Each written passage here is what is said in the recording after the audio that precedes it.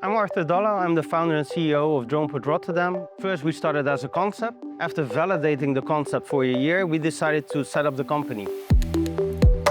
Everybody knows the drones flying in the air, but we're also speaking about surface vessels, so autonomous or semi-autonomous, and also subsea systems that go underwater to do inspection and scanning.